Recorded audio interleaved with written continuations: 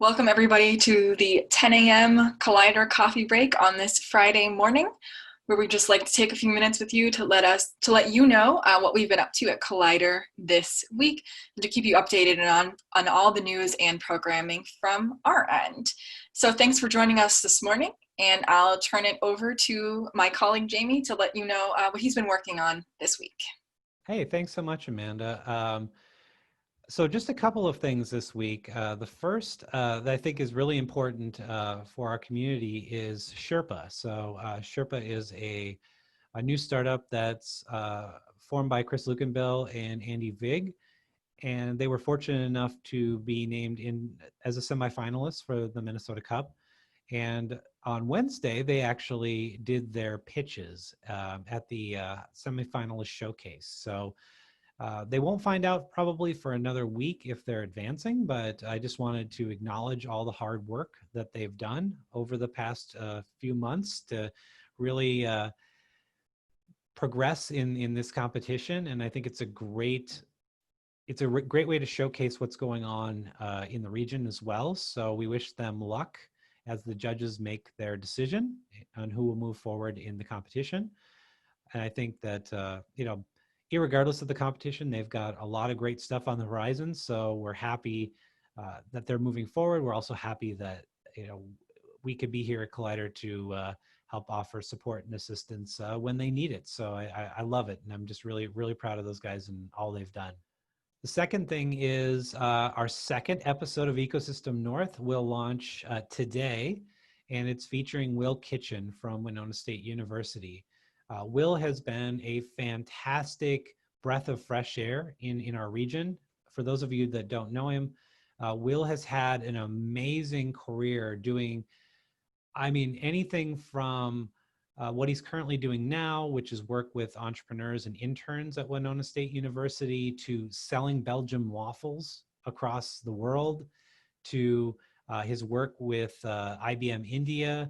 He's just done so many things, and he brings such a wealth of knowledge and experience to entrepreneurs in the region. And so I had a great time talking with Will, and I'm really excited for you all to hear the podcast. So it's definitely something you should check out. The podcast is available on now. I could actually announce this. So it was approved by Apple's podcasts. So it's available, I think, today on Apple Podcasts for download. It's available on Spotify. It's available on Google Podcasts. And then I think the best way to consume it is really to watch our video, which is hosted on Rochester Rising. So make sure to check out Ecosystem North episode 2. Next week, we'll be featuring Neela Molgard from Deed. So a lot of heavy hitters in the ecosystem building world. And with that, I'll turn it back to Amanda. All right. So I think I'll continue on with the storytelling line, because I think that's the quickest thing for me to get through here at the top.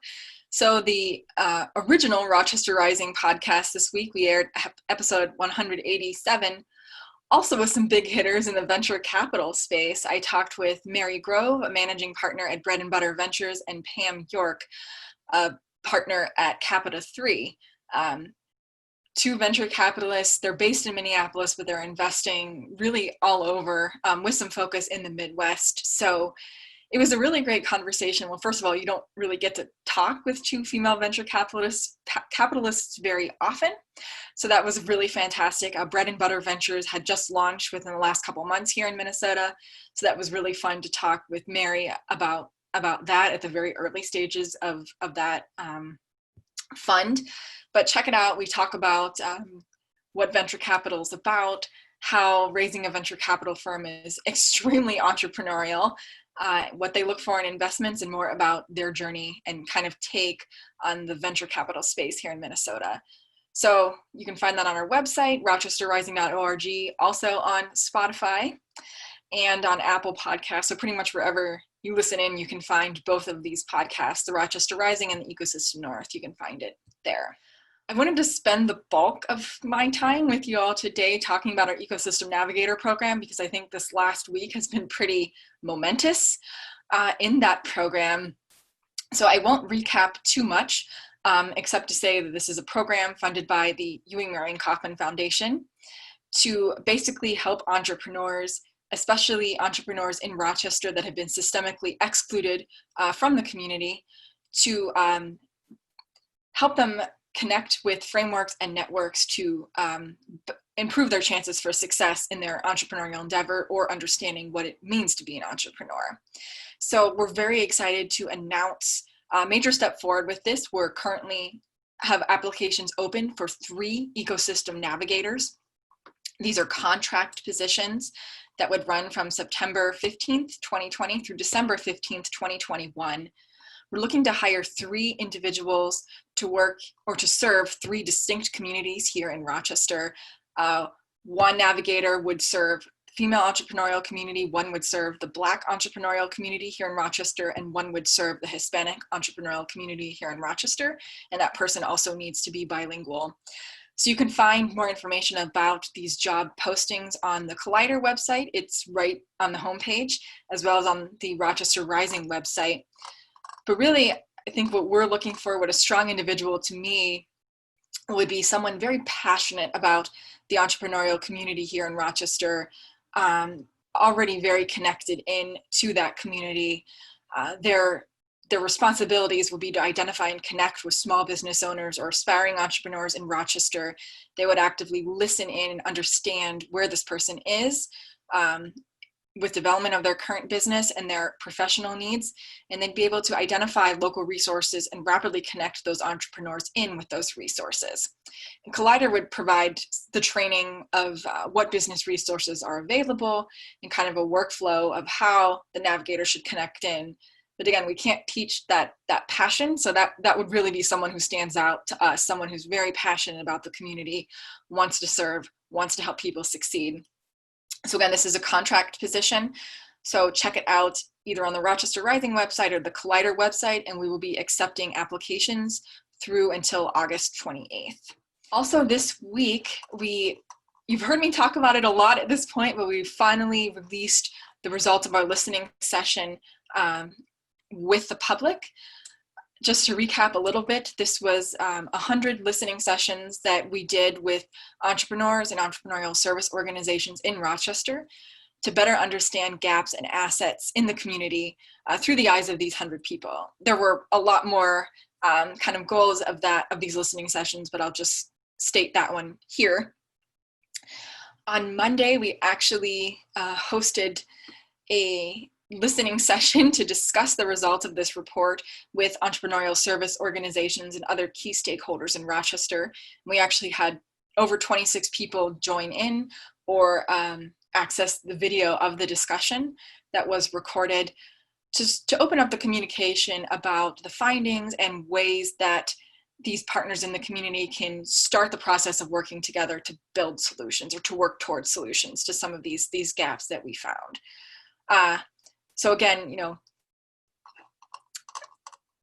from these 100 listening sessions, there were really 5 main themes that emerged as to the state of the ecosystem. I'll just run through those real quickly. The first was that the ecosystem has multiple community connectors that entrepreneurs use to access business resources. The second was that multiple barriers are impeding a fully inclusive, diverse, and equitable entrepreneurial ecosystem.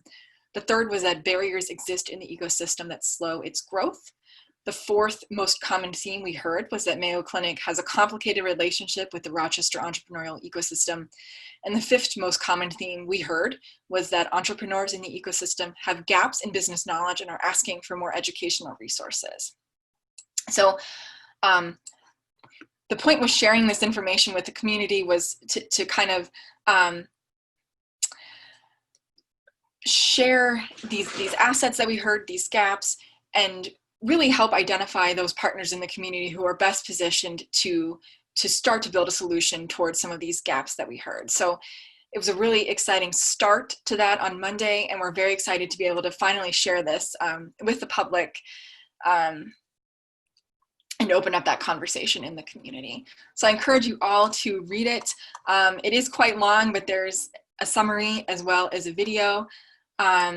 We also have it is on the web as well, so you can kind of view it in a different manner. And we do have PDFs, so if a PDF would be easier, you can let us know and we can email that to you.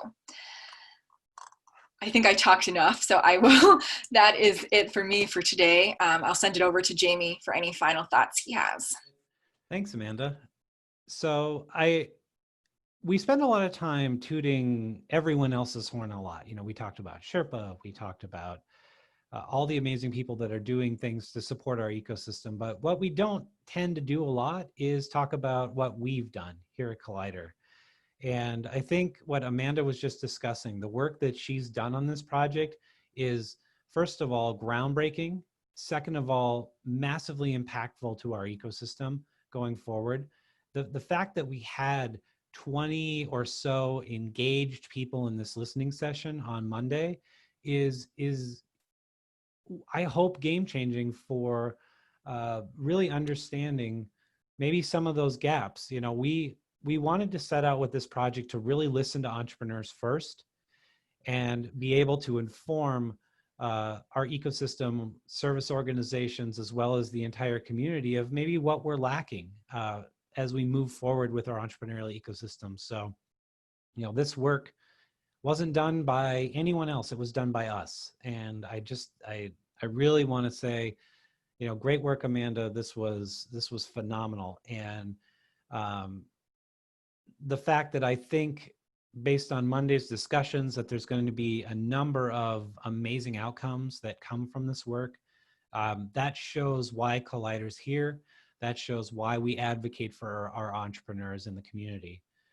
So there are these big things that Collider can do in the community, but there's really a lot of the time I spend is with the little things. It's making those connections to people that need it or helping them overcome barriers that they may have in their business.